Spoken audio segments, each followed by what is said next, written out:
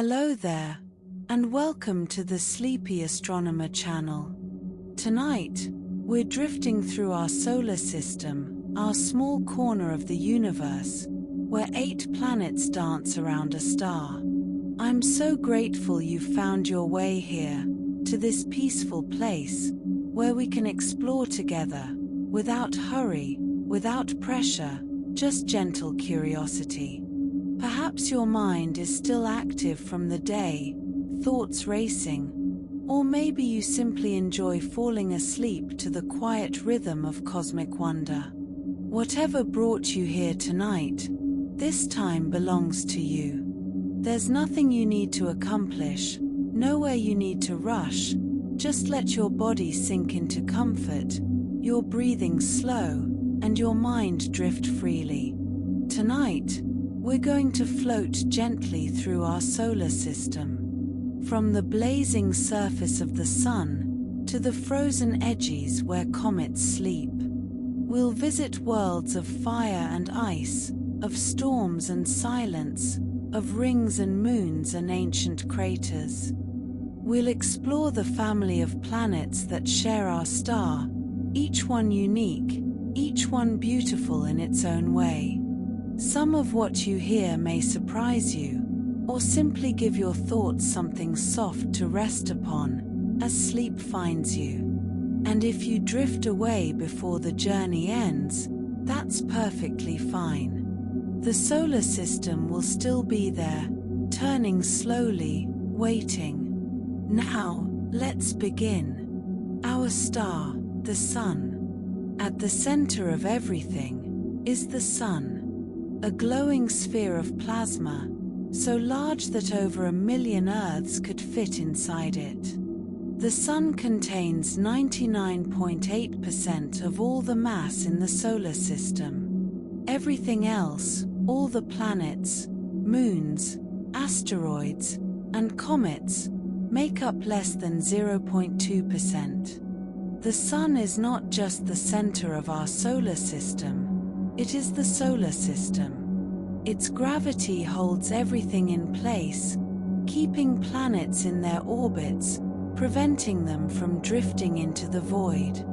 And its light, its warmth, makes life possible on Earth. Every photon of sunlight that touches your skin began its journey deep in the Sun's core, where temperatures reach 15 million degrees Celsius.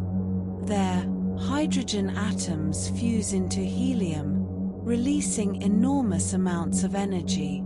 That energy travels outward, through layers of plasma, taking thousands of years to reach the surface. And then, in just 8 minutes, it crosses the void of space and arrives at Earth. The Sun is our star, our source of light and warmth, the anchor of our existence. The Sun's lifespan.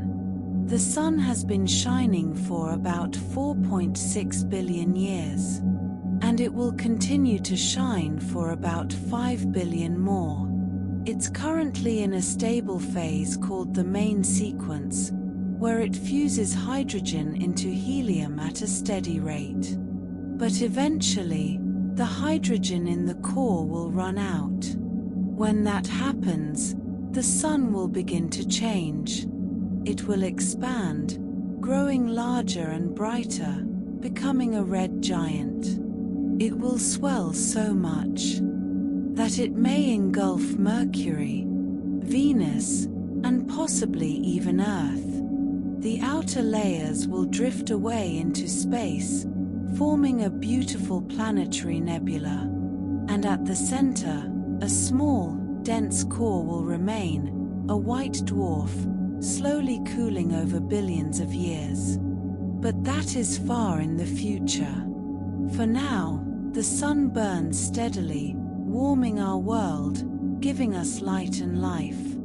The inner solar system. The solar system is divided into 2 regions.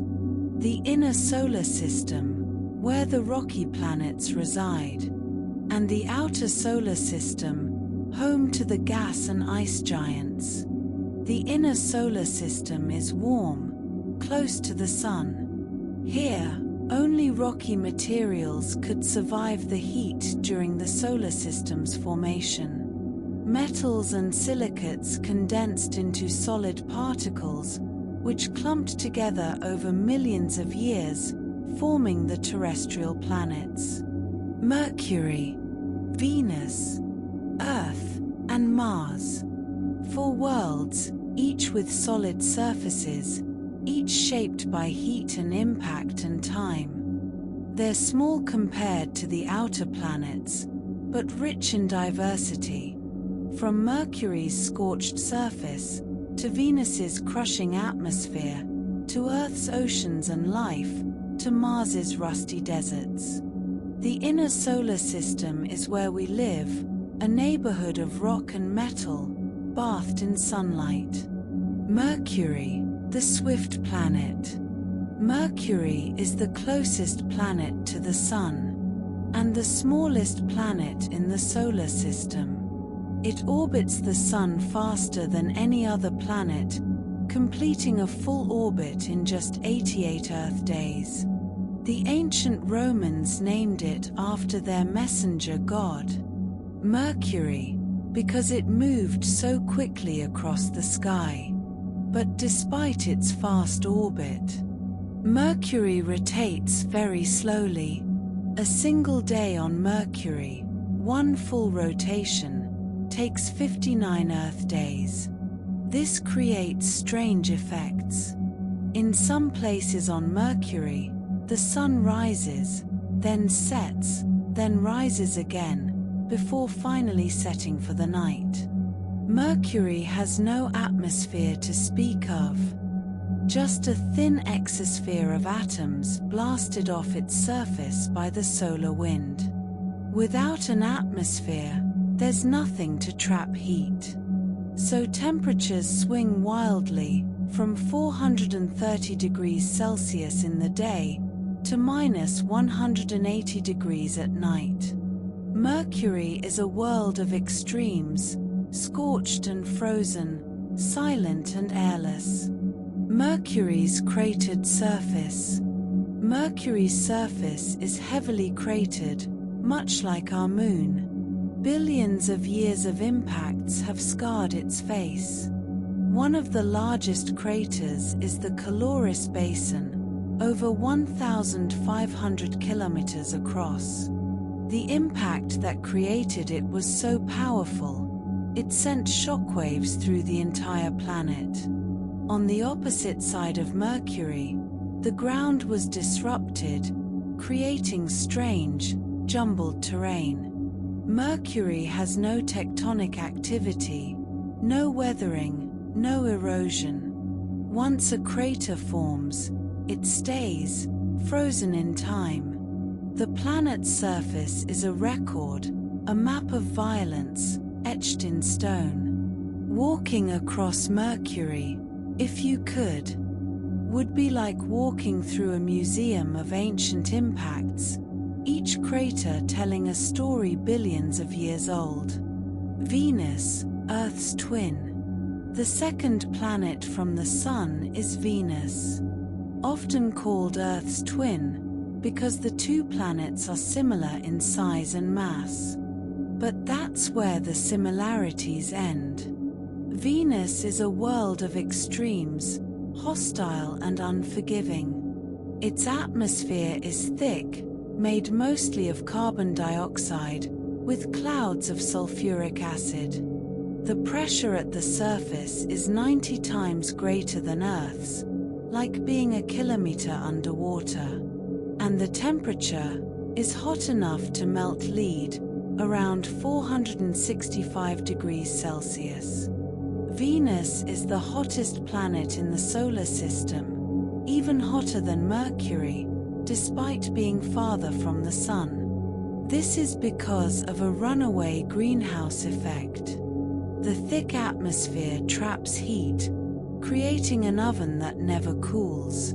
Venus rotates very slowly, and in the opposite direction to most planets. A day on Venus is longer than its year. It's a world shrouded in mystery, beautiful from a distance, deadly up close. Venus's volcanic surface. Beneath the thick clouds, Venus's surface is volcanic, covered in lava plains, shield volcanoes, and vast highland regions. Some of these volcanoes may still be active, though it's difficult to know for sure. The surface is young, geologically speaking, perhaps only a few 100 million years old. This suggests that Venus underwent a massive resurfacing event, where much of the old surface was covered by lava. Why this happened, we don't fully know. Venus has no magnetic field, and no tectonic plates like Earth. Its geology is different, mysterious, and still being studied. Spacecraft that land on Venus don't survive long. The heat and pressure destroy them within hours. But they send back precious data, glimpses of a world unlike any other. Earth, the living planet. The third planet from the Sun is Earth, our home. The only place in the universe where we know life exists. Earth is a world of water, with oceans covering more than 70% of its surface. It has a breathable atmosphere, made mostly of nitrogen and oxygen, and a magnetic field, generated by its molten iron core, which shields us from harmful solar radiation. Earth's climate is stable, thanks to the greenhouse effect, which keeps temperatures warm enough for liquid water, but not too warm, like Venus. Earth sits in the habitable zone, the region around the Sun where conditions are just right for life. Our planet is geologically active, with tectonic plates that shift and collide, creating mountains, earthquakes, and volcanoes. This activity recycles carbon, regulates the climate, and renews the surface. Earth is not just a rock in space, it's a living system, constantly changing, always in balance. The Moon, Earth's companion. Earth has one large moon, simply called the Moon. It's the fifth largest moon in the solar system, and unusually large compared to Earth. The Moon formed about 4.5 billion years ago, likely from debris created when a Mars-sized object collided with the young Earth. This impact ejected material into orbit, which gradually came together to form the Moon. The Moon has no atmosphere, no water, no life. Its surface is covered in craters, ancient impacts preserved for billions of years. But the Moon is not just a dead rock. It stabilizes Earth's tilt, keeping our seasons regular. And its gravity creates tides, which have shaped life on Earth in profound ways. The Moon is slowly drifting away from Earth, moving about 3.8 centimeters farther each year. Billions of years from now, it will be much farther away, and Earth's days will be longer. But for now, the Moon hangs in our sky, a constant companion, lighting the night. Mars, the red planet. The fourth planet from the Sun is Mars. The red planet, named after the Roman god of war. Mars is smaller than Earth, about half the size, with a thin atmosphere made mostly of carbon dioxide. Its surface is cold, dry, and covered in rust-colored dust. The red color comes from iron oxide, rust, covering rocks and soil. Mars has seasons, polar ice caps, and the largest volcano in the solar system, Olympus Mons. This volcano is nearly 22 kilometers high, almost 3 times the height of Mount Everest. Mars also has the longest canyon, Valles Marineris, stretching over 4,000 kilometers. Long ago, Mars may have been warmer and wetter. There's evidence of ancient rivers, lakes, and possibly even oceans. But something changed. Mars lost its magnetic field, and without that protection, the solar wind stripped away much of its atmosphere. The water evaporated or froze underground. Today, Mars is a cold desert, but beneath the surface, there may still be liquid water. And where there's water, there may be life. The two moons of Mars. Mars has two small moons, Phobos and Deimos, named after the Greek gods of fear and panic, companions to ours, the Greek equivalent of Mars. Both moons are tiny, irregularly shaped, and heavily cratered. Phobos is the larger of the two, about 22 kilometers across. It orbits very close to Mars, completing one orbit in just over 7 hours. Because it orbits so close, Phobos is slowly spiraling inward, pulled by Mars's gravity. In about 50 million years, it will crash into Mars, or break apart to form a ring. Deimos is smaller, about 12 kilometers across, and orbits farther out. Both moons are thought to be captured asteroids, though their exact origin is still debated. From the surface of Mars, Phobos would appear to rise and set twice a day, racing across the sky. The asteroid belt. Between Mars and Jupiter lies the asteroid belt, a vast region filled with rocky bodies, ranging from tiny pebbles to objects hundreds of kilometers across. The largest is Ceres, a dwarf planet, about 940 kilometers in diameter. The asteroid belt is often depicted as a dense field of rocks, but in reality, it's mostly empty space.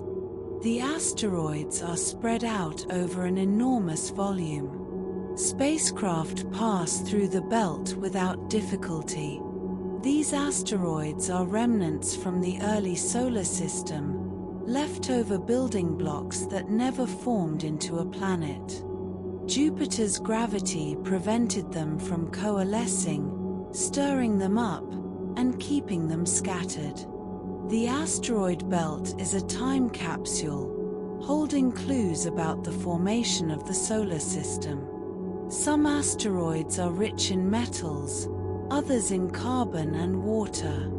They represent different parts of the early solar nebula, frozen in time. Ceres, the dwarf planet.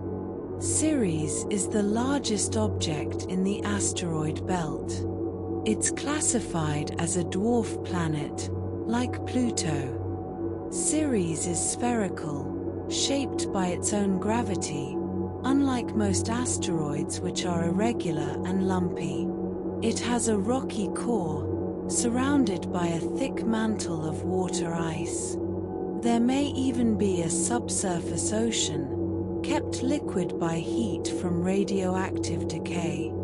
In 2015, NASA's Dawn spacecraft arrived at Ceres. It discovered bright spots on the surface, deposits of salt left behind when briny water evaporated. Ceres is a fascinating world, a hybrid between an asteroid and a planet. It reminds us that the solar system is full of diverse, complex objects, not easily categorized. Jupiter, the giant. Beyond the asteroid belt, the solar system changes. The fifth planet from the Sun is Jupiter.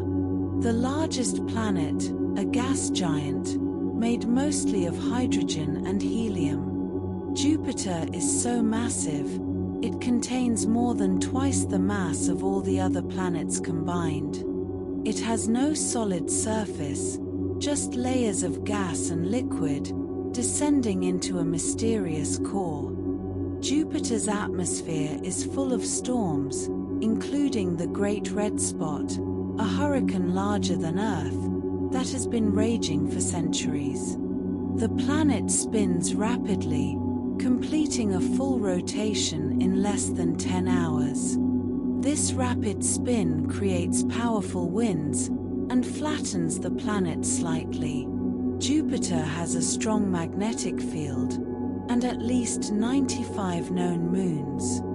The four largest, Io, Europa, Ganymede, and Callisto, are worlds in their own right. Jupiter is a protector.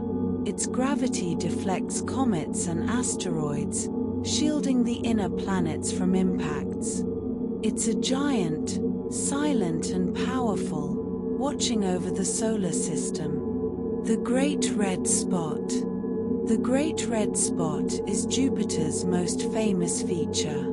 A massive storm, larger than Earth, that has been observed for over 300 years. Winds in the storm exceed 400 kilometers per hour, swirling in a massive oval. The storm rotates counterclockwise, driven by forces we still don't fully understand. The red color may come from chemicals brought up from deeper in the atmosphere, altered by sunlight and radiation. But the exact cause is still debated. The Great Red Spot is shrinking, slowly, year by year. When it was first observed in detail, it was large enough to fit 3 Earths inside. Now, it's closer to 1 Earth across. Some scientists believe it may disappear entirely within a few decades. Others think it might stabilize. For now, it endures, a monument to the power of Jupiter's atmosphere. Io, the volcanic moon. The innermost of the Galilean moons is Io, and it is the most volcanically active body in the solar system. Io's surface is covered in hundreds of active volcanoes, constantly erupting, spewing sulfur and molten rock high into space. Some plumes rise hundreds of kilometers above the surface, creating umbrella-shaped clouds that slowly fall back down. Io's extreme volcanism is caused by tidal heating. As it orbits Jupiter, the immense gravitational pull and the tug from nearby moons stretches and squeezes Io, generating heat deep inside. This heat melts rock, drives eruptions, and constantly resurfaces the moon. There are no impact craters on Io, because the landscape is always changing, always renewing. Its surface is painted in yellows, oranges, reds, and whites, from sulfur compounds, giving it the appearance of a cosmic pizza. Io is a world of fire, caught in a gravitational dance it cannot escape. Europa, the ocean moon. The second Galilean moon is Europa, and it holds one of the most tantalizing secrets in the solar system. Beneath Europa's icy crust lies a global ocean of liquid water. An ocean that may contain more water than all of Earth's oceans combined. Europa's surface is smooth, crisscrossed with cracks and ridges, like a frozen lake that has shifted and refrozen many times. The ice is thought to be tens of kilometers thick, but below it, warmed by tidal forces from Jupiter, liquid water persists. Where there is liquid water, there may be the ingredients for life. Europa's ocean is one of the best places in the solar system to search for extraterrestrial life. Future missions are being planned, to orbit Europa, to study its ice, and perhaps one day, to drill through and explore the ocean below. For now, Europa remains a mystery, a frozen shell, hiding a dark, vast sea. Ganymede, the largest moon. The third Galilean moon is Ganymede, and it is the largest moon in the entire solar system. Ganymede is bigger than the planet Mercury, though not as massive. It has its own magnetic field, the only moon known to have one. This magnetic field creates small auroras at Ganymede's poles, glowing faintly in the darkness. Ganymede's surface is a patchwork of old, dark terrain, and younger, lighter regions, marked by ridges and grooves. Like Europa, Ganymede is thought to have a subsurface ocean, buried beneath layers of ice and rock. But this ocean lies much deeper, less accessible, and colder. Ganymede is a world of quiet complexity, large and ancient, with secrets hidden far below. Callisto, the scarred moon. The outermost of the Galilean moons is Callisto, and it is the most heavily cratered object in the solar system. Callisto's surface is ancient, unchanged for billions of years. It is covered in impact craters, layered upon craters, each one a record of a violent collision, frozen in time. Unlike Io or Europa, Callisto has little internal activity. It is cold, still, geologically dead. But even Callisto may hide a subsurface ocean, far below its battered surface. If it exists, it would be a quiet, isolated sea, cut off from the universe above. Callisto orbits far from Jupiter, outside the worst of the radiation, making it one of the safer places for a future human mission. It is a world of memory, scarred by the past, waiting in the dark. Saturn, the ringed world.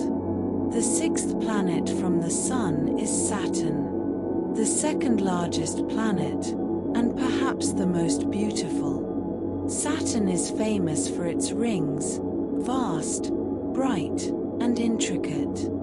These rings are made of billions of particles, ranging in size from tiny grains to house-sized boulders.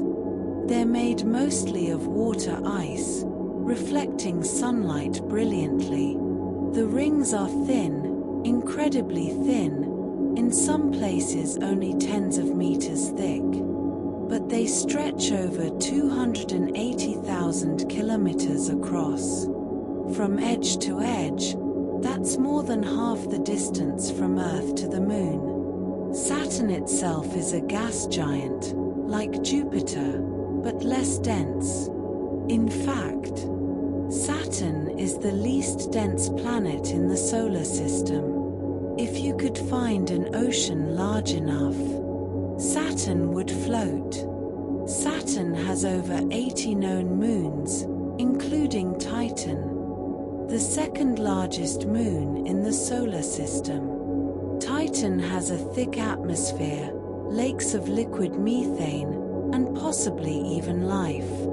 Saturn is a world of wonder, elegant and mysterious. The origin of Saturn's rings. Saturn's rings are beautiful, but temporary. They may have formed relatively recently, perhaps only a few 100 million years ago. One theory suggests they formed from the breakup of a moon, torn apart by Saturn's gravity.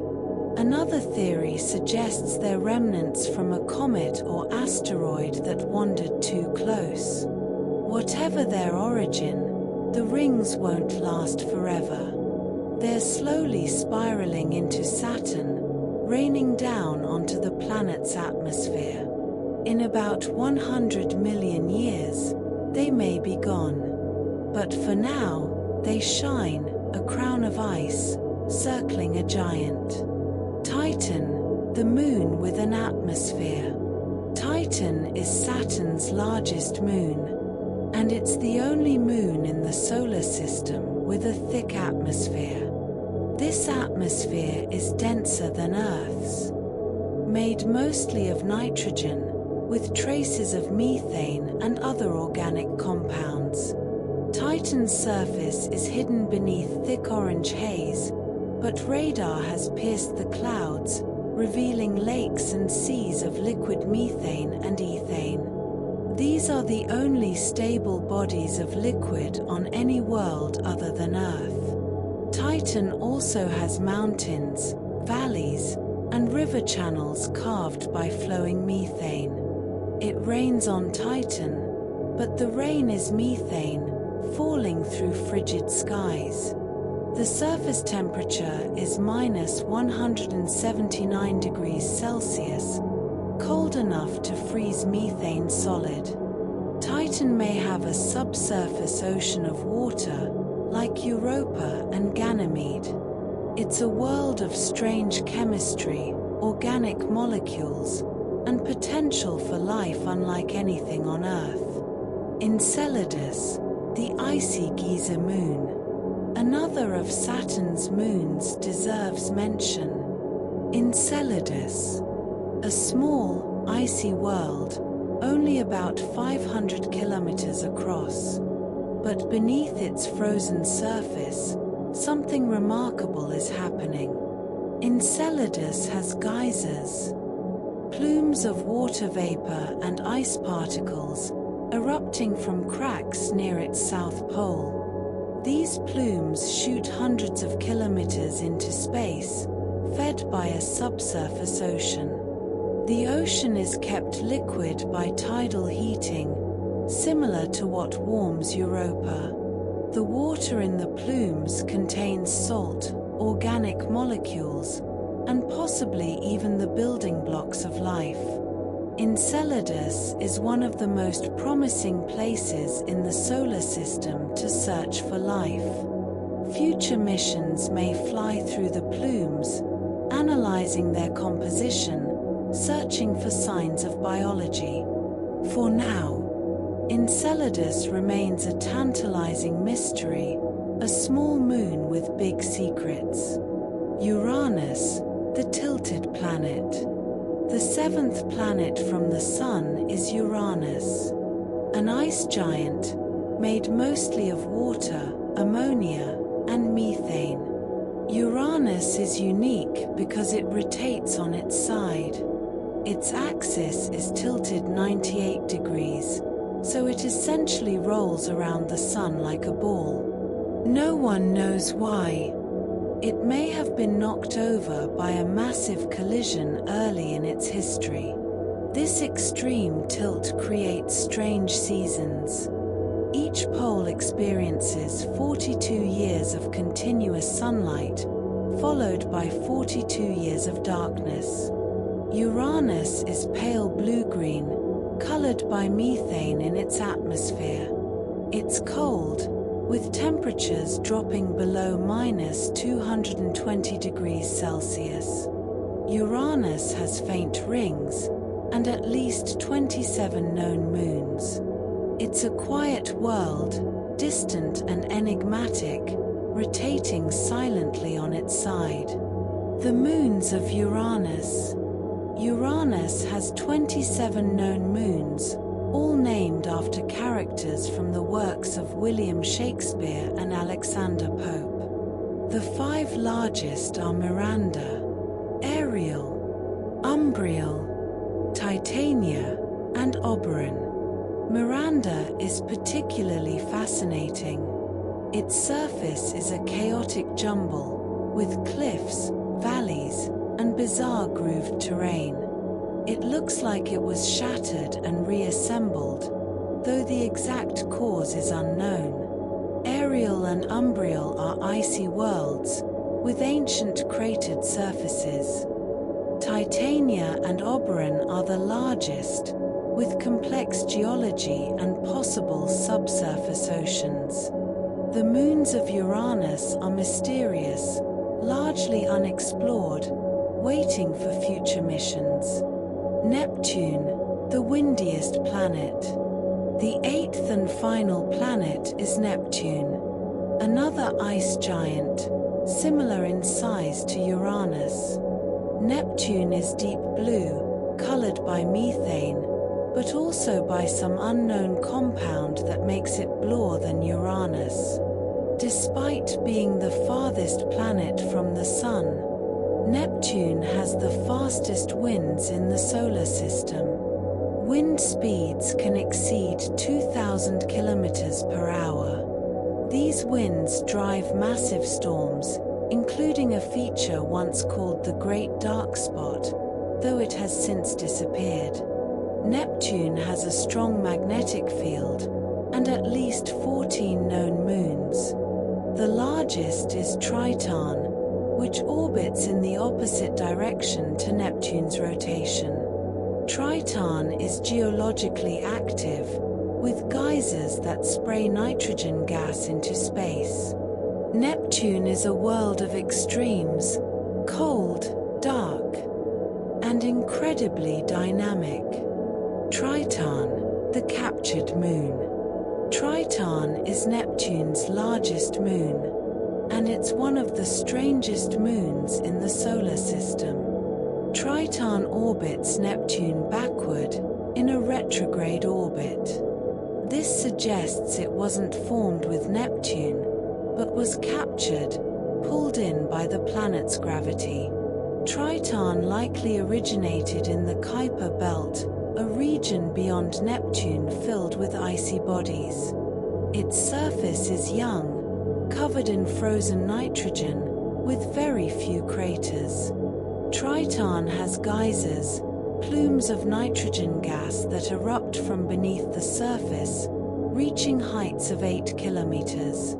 It's one of the coldest objects in the solar system, with surface temperatures around -235 degrees Celsius. Triton is slowly spiraling inward toward Neptune. In a few billion years, it will cross Neptune's Roche limit and be torn apart, forming a spectacular ring system. The Kuiper Belt. Beyond Neptune, the solar system doesn't end. There's another vast region, the Kuiper Belt, similar to the asteroid belt, but much larger and filled with icy bodies instead of rocky ones. The Kuiper Belt is home to dwarf planets, including Pluto, Haumea, and Makemake. These objects are remnants from the solar system's formation, frozen in time. They're made of ice, rock, and organic compounds. The Kuiper Belt extends from about 30 to 50 astronomical units from the Sun. An astronomical unit, or AU, is the distance from Earth to the Sun, about 150 million kilometers. So the Kuiper Belt is far, cold, and dark. But it's not empty. Thousands of objects drift through this region, silent witnesses to the birth of the solar system. Pluto, the dwarf planet. Pluto was once considered the 9th planet, but in 2006, it was reclassified as a dwarf planet. This decision was controversial, and many people still think of Pluto as a planet. Pluto is small, smaller than Earth's moon. Its surface is covered in frozen nitrogen, water ice, and methane. It has a thin atmosphere that collapses and freezes when Pluto is farthest from the Sun. Pluto has 5 known moons. The largest is Charon, so large that Pluto and Charon orbit a common center of gravity. They're more like a double planet than a planet and moon. In 2015, NASA's New Horizons spacecraft flew past Pluto. It revealed a stunning world, with mountains made of ice, vast plains, and a heart-shaped region called Tombor Regio. Pluto is far from the Sun, but it's not lifeless. It's geologically active, complex, and beautiful. Charon, Pluto's large moon. Charon is Pluto's largest moon. It's about half the size of Pluto itself. This makes the Pluto-Charon system unique, more like a binary planet than a planet and satellite. They orbit a point in space between them, called the barycenter. Charon is tidally locked to Pluto, and Pluto is tidally locked to Charon. This means they always show the same face to each other. From Pluto's surface, Charon would appear to hang motionless in the sky, never rising or setting. Charon's surface is covered in water ice, with a reddish polar cap, possibly made of organic molecules captured from Pluto's atmosphere. There are canyons, cliffs, and craters, telling a story of a violent past. Charon and Pluto are companions, locked in an eternal dance, circling each other in the cold darkness. The Oort cloud. Even farther than the Kuiper belt lies the Oort cloud, a vast, spherical shell of icy objects surrounding the entire solar system. The Oort cloud begins at about 2,000 Australian dollars from the Sun and extends out to maybe 100,000 Australian dollars. That's nearly halfway to the nearest star. The Oort cloud is thought to contain trillions of comets, frozen and dormant. Occasionally, a passing star's gravity disturbs the cloud, sending a comet falling inward toward the Sun. These long-period comets, with orbits lasting thousands or millions of years, originate in the Oort cloud. The Oort cloud has never been directly observed. It's too far, too faint, too diffuse. But we infer its existence from the comets that visit us.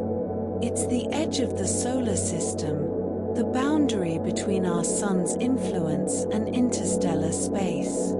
Comets, the icy wanderers. Comets are often called dirty snowballs. They're made of ice, dust, and rock left over from the solar system's formation.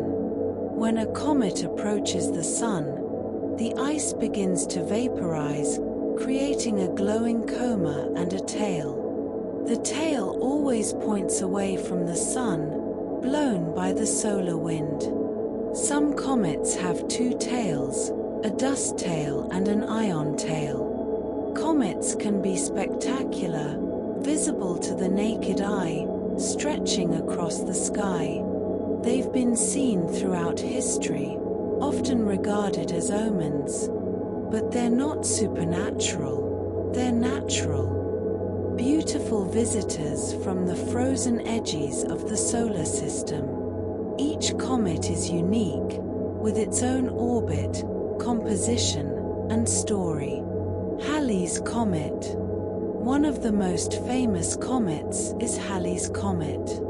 It returns to the inner solar system every 75 to 76 years. Its orbit has been tracked for over 2,000 years. The last time it was visible from Earth was 1986. It will return again in 2061. Halley's Comet is named after astronomer Edmund Halley, who calculated its orbit and predicted its return. Spacecraft have visited Halley's Comet, studying its nucleus, composition, and behavior. It's a time traveler, a remnant from the birth of the solar system, returning again and again. Seeing Halley's Comet is a once-in-a-lifetime experience for most people. But the solar system is patient, and the comet will return, as it always has. Asteroids versus comets. Asteroids and comets are similar, but different. Asteroids are rocky, made of metals and silicates.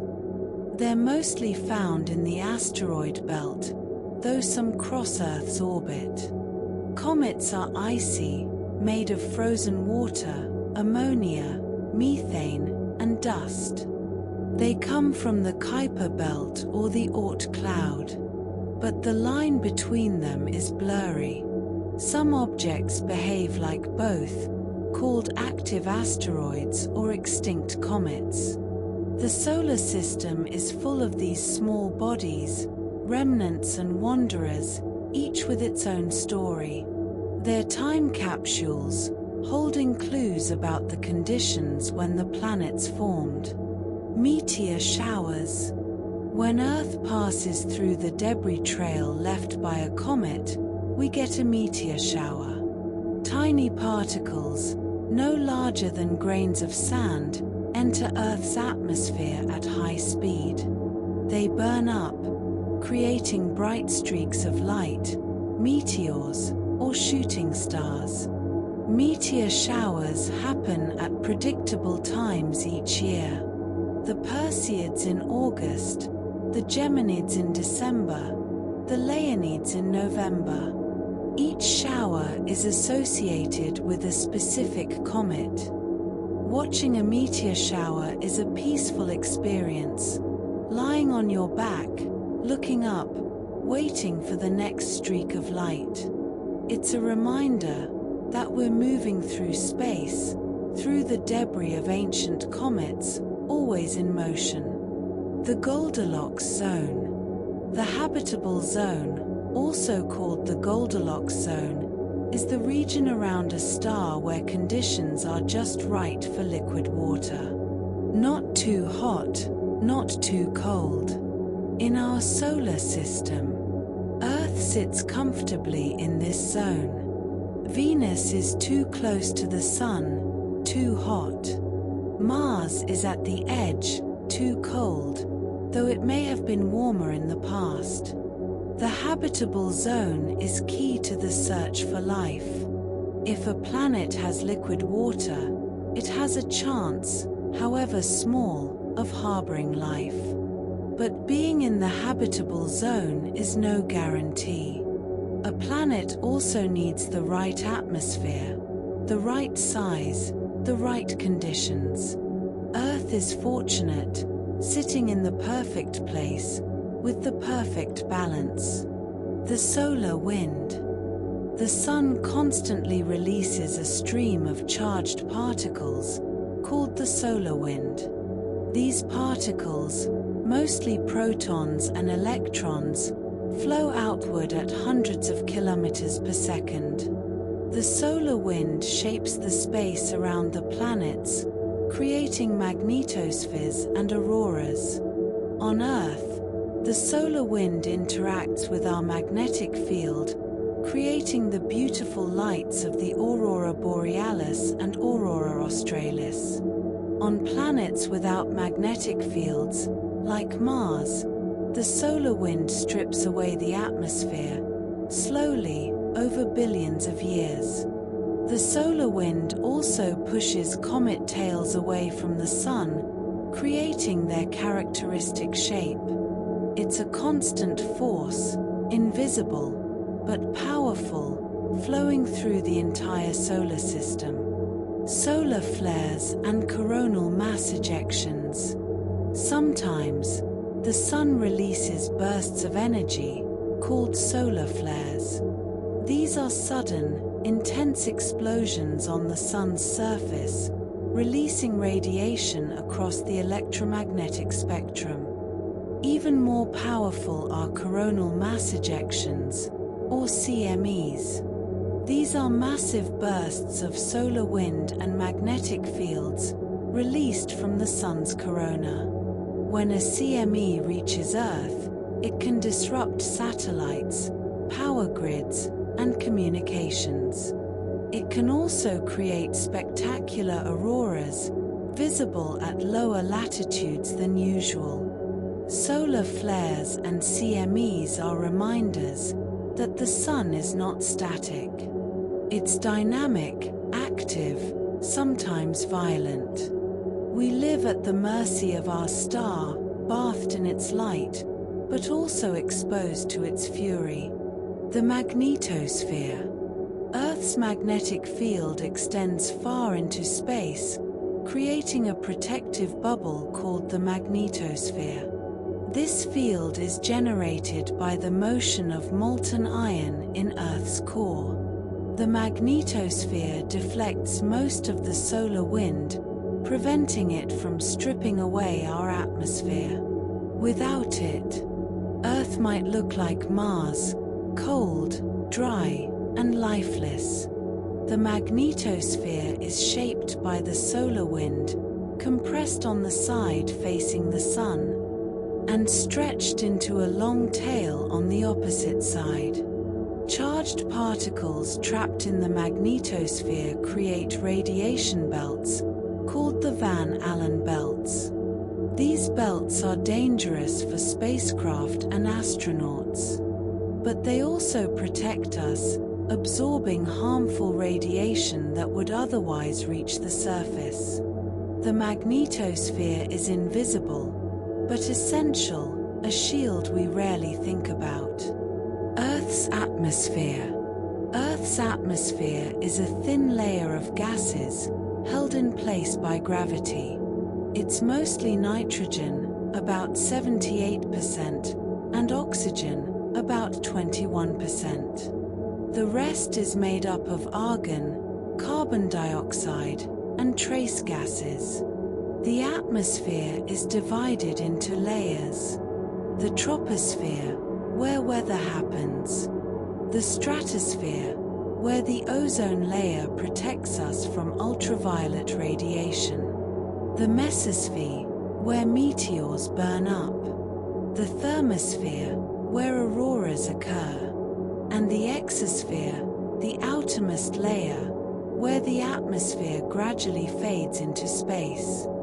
The atmosphere is essential for life, providing oxygen, regulating temperature, and shielding us from radiation. It's a delicate balance, maintained by natural processes, and increasingly influenced by human activity. The greenhouse effect. The greenhouse effect is a natural process that warms Earth's surface. Certain gases in the atmosphere, like carbon dioxide, methane, and water vapor, trap heat from the Sun. Without the greenhouse effect, Earth would be too cold for liquid water and life as we know it. But too much greenhouse effect, like on Venus, and the planet becomes too hot. Earth sits at a balance, just enough greenhouse gases to keep us warm, but not too many. Human activity, particularly burning fossil fuels, has increased the amount of carbon dioxide in the atmosphere. This is enhancing the greenhouse effect, warming the planet, and changing the climate. The greenhouse effect is natural, but the changes we're seeing now are not. Planetary orbits. The planets orbit the Sun in ellipses, not perfect circles. An ellipse is an oval shape, with the Sun at one focus. This means planets are sometimes closer to the Sun, and sometimes farther away. The point where a planet is closest to the Sun is called perihelion. The point where it's farthest is called aphelion. Earth reaches perihelion in early January and aphelion in early July. This might seem backward, since the northern hemisphere is coldest in January. But seasons are caused by Earth's tilt, not by distance from the Sun. The orbits of the planets are stable, shaped by gravity, and governed by the laws of physics discovered by Kepler and Newton. Kepler's laws of planetary motion. In the early 1600s, Johannes Kepler discovered 3 laws that describe how planets move. The first law states that planets orbit in ellipses, with the Sun at one focus. The second law states that a planet sweeps out equal areas in equal times, meaning it moves faster when closer to the Sun. The third law relates a planet's orbital period to its distance from the Sun. These laws were revolutionary. They showed that the heavens followed mathematical rules. Kepler's laws still guide our understanding of orbital mechanics today. They apply not just to planets, but to moons, asteroids, and artificial satellites. They're universal, elegant, and timeless. The ecliptic plane. The planets orbit the Sun in roughly the same flat plane, called the ecliptic. This plane is defined by Earth's orbit. Most planets orbit within a few degrees of the ecliptic, though some, like Pluto, have more tilted orbits. The ecliptic plane is a remnant of the solar system's formation. The planets formed from a rotating disk of gas and dust, so they naturally orbit in the same plane. From Earth, the Sun and planets appear to move along a path across the sky, following the ecliptic. This path passes through the constellations of the zodiac. The ecliptic is a guideline, a cosmic highway, connecting the worlds of the solar system. Retrograde motion. From Earth, planets sometimes appear to move backward in the sky.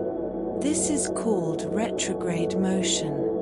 It's an optical illusion caused by the relative motion of Earth and the other planet.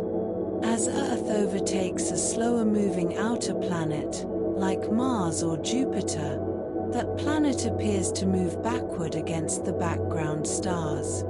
Ancient astronomers were puzzled by retrograde motion. It didn't fit with the idea that Earth was the center of the universe. But once we understood that planets orbit the Sun, retrograde motion made perfect sense. It's a reminder that perspective matters. What looks strange from one viewpoint can be simple from another. The Titius-Bode law. In the 1700s, astronomers noticed a curious pattern in the distances of planets from the Sun. This pattern became known as the Titius-Bode law. It's a mathematical formula that seemed to predict where planets should be. The law worked well for the known planets, and even predicted the location of Uranus, discovered in 1781. It also predicted a planet between Mars and Jupiter, where the asteroid belt was later found. But the law broke down for Neptune, which didn't fit the pattern. Today, the Titius-Bode law is considered a coincidence, not a true law of nature. But it's an interesting historical footnote, a reminder of humanity's search for order in the cosmos. The age of the solar system. The solar system formed about 4.6 billion years ago. It began as a giant cloud of gas and dust, called a nebula.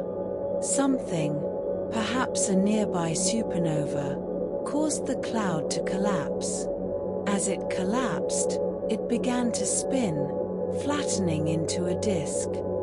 Most of the material fell to the center, forming the Sun.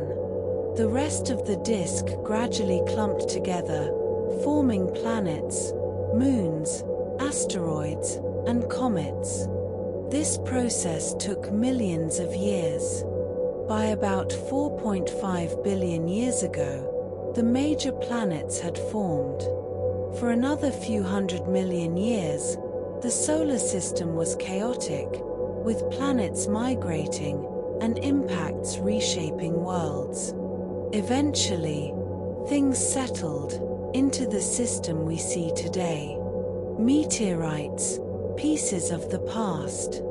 Meteorites are pieces of asteroids or comets that have fallen to Earth. They're fragments of the early solar system, billions of years old. Some meteorites are rocky, others are metallic, made of iron and nickel. A few contain organic compounds, the building blocks of life. Studying meteorites gives us a window into the past. They tell us about the conditions when the solar system formed. They tell us about the chemistry of the early solar nebula. And they remind us that Earth is not isolated. We're part of a larger system, constantly exchanging material with space. Meteorites have been falling to Earth for billions of years, bringing messages from the cosmos. Impact craters on Earth. Earth has been hit by asteroids and comets many times throughout its history. Most of the evidence has been erased by weathering, erosion, and tectonic activity. But some impact craters remain. The most famous is Chicxulub, in Mexico, the impact that likely caused the extinction of the dinosaurs 66 million years ago. The Barringer crater in Arizona is younger, only 50,000 years old, and well preserved. Impact craters are reminders that Earth is not safe from cosmic collisions. They've happened before, and they'll happen again. But thanks to modern astronomy, we're watching the skies, tracking near-Earth objects, and preparing for potential threats. Near-Earth objects. Near-Earth objects, or NEOs, are asteroids and comets whose orbits bring them close to Earth. Some cross Earth's orbit, creating a potential collision risk. Scientists track these objects carefully, cataloging their positions and predicting their paths. Most NEOs are small and would burn up in the atmosphere. But larger ones, a kilometer or more across, could cause catastrophic damage. Fortunately, such objects are rare, and we're getting better at detecting them. If we find a dangerous asteroid, we may be able to deflect it, using spacecraft or other methods. The solar system is full of hazards, but we're learning to navigate them. The frost line. In the early solar system, there was an invisible boundary called the frost line, also known as the snow line. Inside this line, close to the young sun, it was too warm for ice to form. Only rocky materials and metals could condense into solid particles. This is why the inner planets, Mercury, Venus, Earth, and Mars, are rocky. Beyond the frost line, it was cold enough for water, ammonia, and methane to freeze.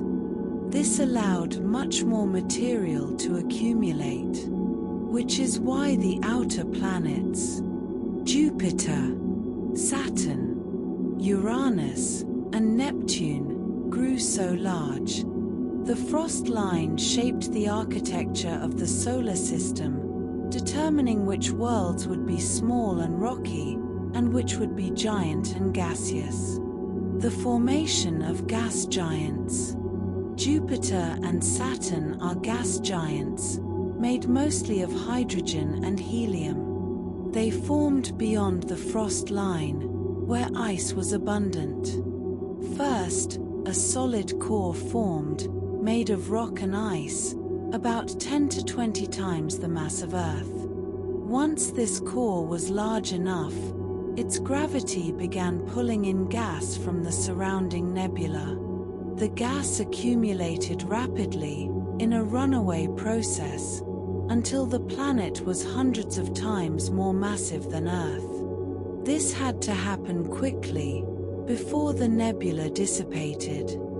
Jupiter and Saturn formed within a few million years. They're like mini solar systems, with dozens of moons orbiting them. They're giants, born from ice and gas, shaped by gravity and time. The formation of ice giants. Uranus and Neptune are ice giants, different from gas giants. They're made mostly of water, ammonia, and methane, with smaller amounts of hydrogen and helium. They formed farther from the Sun, where the nebula was less dense. They accumulated solid material, ice and rock, but didn't capture as much gas as Jupiter and Saturn. They're smaller, but still massive compared to Earth. Uranus and Neptune may have formed closer to the Sun, then migrated outward. Or they may have formed in place, growing slowly over millions of years. Their exact history is still debated. But they're unique, worlds of ice and mystery, spinning in the cold darkness. Planetary migration. The planets may not have always been where they are now. Early in the solar system's history, the planets likely migrated, moving inward or outward. This migration was caused by interactions with the disk of gas and dust that surrounded the young Sun. Jupiter may have moved inward, then outward, in what's called the Grand Tack hypothesis. Neptune and Uranus may have swapped positions, or been in very different orbits. This migration scattered smaller bodies, sending asteroids and comets flying. It shaped the solar system into what we see today. Planetary migration is common in other star systems too. Many exoplanets orbit very close to their stars, likely because they migrated inward after forming farther out. The Late Heavy Bombardment. About 4 billion years ago, the inner solar system experienced a period of intense bombardment. Asteroids and comets rained down on the planets and moons. This event is called the Late Heavy Bombardment. One theory suggests it was triggered by changes in the orbits of the giant planets. As Jupiter and Saturn migrated, their gravitational interactions destabilized the orbits of countless small bodies. These bodies were flung inward, crashing into the inner planets. The scars of this bombardment are still visible today, on the Moon, on Mercury, and on ancient regions of Earth. The late heavy bombardment may have delivered water to Earth, filling the oceans. It may have also delivered organic molecules, the building blocks of life. The heliosphere. The Sun's influence extends far beyond the planets. The solar wind creates a bubble, called the heliosphere, that surrounds the entire solar system. This bubble protects the planets from interstellar radiation. The boundary of the heliosphere, where the solar wind meets the interstellar medium, is called the heliopause.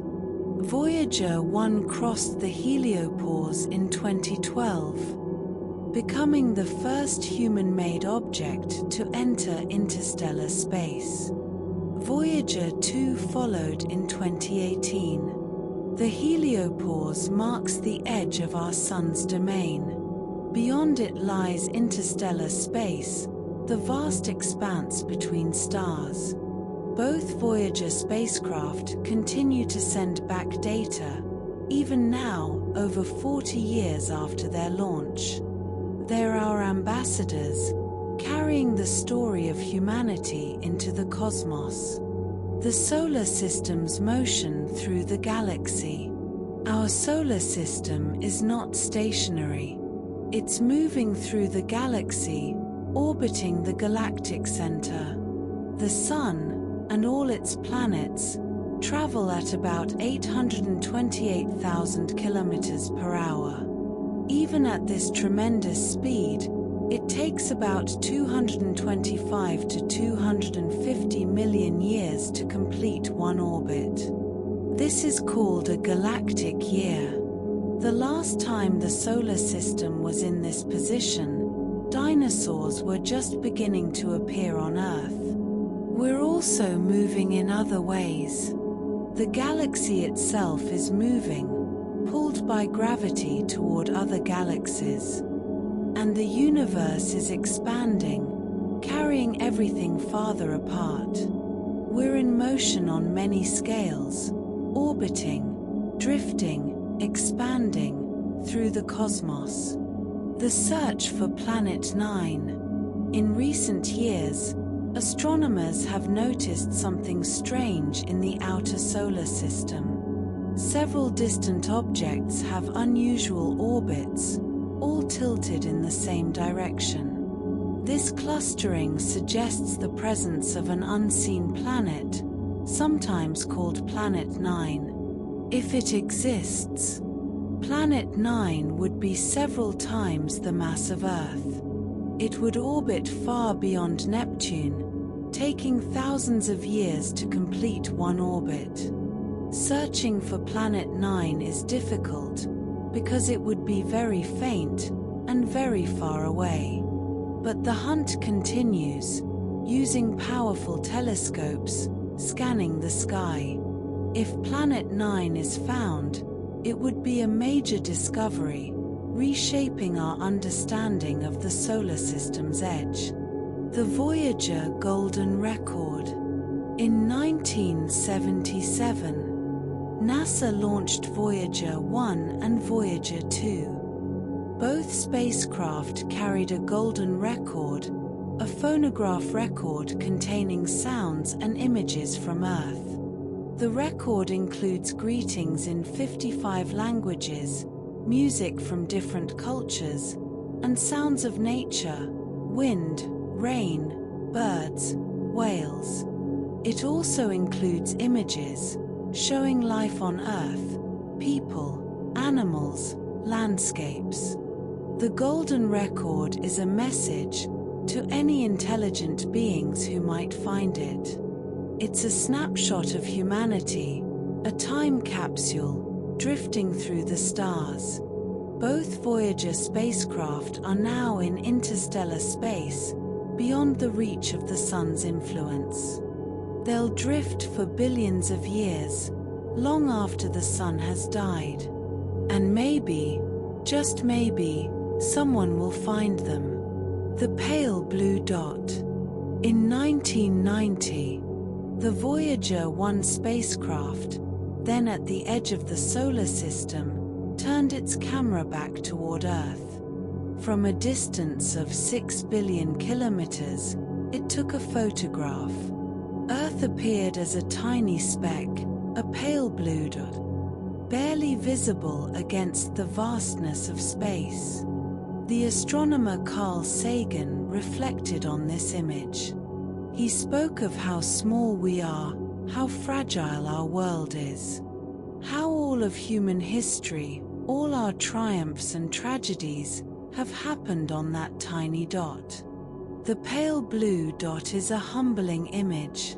It reminds us that we're all in this together, on a small world, floating through the cosmos. It reminds us to cherish our planet and each other. The future of the solar system. What will happen to the solar system in the distant future? For billions of years, things will continue much as they are now. The planets will orbit, moons will turn, asteroids will drift. But eventually, the Sun will change. In about 5 billion years, it will become a red giant, swelling to enormous size. It may engulf the inner planets, including Earth. The outer planets will survive, but their ice will melt, creating temporary oceans on some moons. After the red giant phase, the Sun will shed its outer layers, becoming a white dwarf. The planets will orbit a faint, cooling star. Eventually, billions of years later, the Sun will fade completely, becoming a cold, dark ember. The solar system will drift, frozen and lifeless, through the darkness of space. Our place in the universe. The solar system is our home, a small collection of worlds orbiting an ordinary star in an ordinary galaxy. But to us, it's everything. It's where we were born, where we've lived, where we've wondered and explored. It's a place of incredible diversity, from scorching Mercury to frozen Neptune, from volcanic Io to ocean-covered Europa. Every world has a story, a history, a character of its own. And we're just beginning to understand them.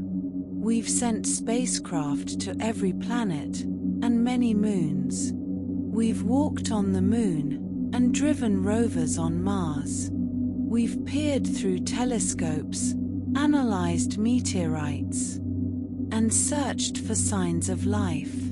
The solar system is vast, but it's also intimate. It's our neighborhood, our backyard, our cosmic home. The wonder of exploration. There's something deeply human about exploration. The desire to know what's over the next hill, beyond the horizon, out among the stars. Exploring the solar system satisfies that desire. Every new image from a spacecraft, every discovery, every answered question, brings us closer to understanding our place in the universe. But it also raises new questions. How did the solar system form? Is there life on Mars, or Europa, or Enceladus? What secrets lie in the outer reaches, in the Kuiper belt, or the Oort cloud? Exploration is not just about gathering data. It's about wonder, curiosity, and the joy of discovery. It's about pushing boundaries and expanding our horizons. The solar system is waiting, full of mysteries, ready to be explored, drifting to rest. And now, as we drift back from the edges of the solar system, the planets begin to fade into the distance. The sun grows brighter, warmer, as we return to Earth. You've traveled far tonight, from the scorching surface of Mercury, to the icy moons of Saturn, to the frozen darkness beyond Neptune. You've witnessed storms that last for centuries, volcanoes that never sleep, and oceans hidden beneath ice.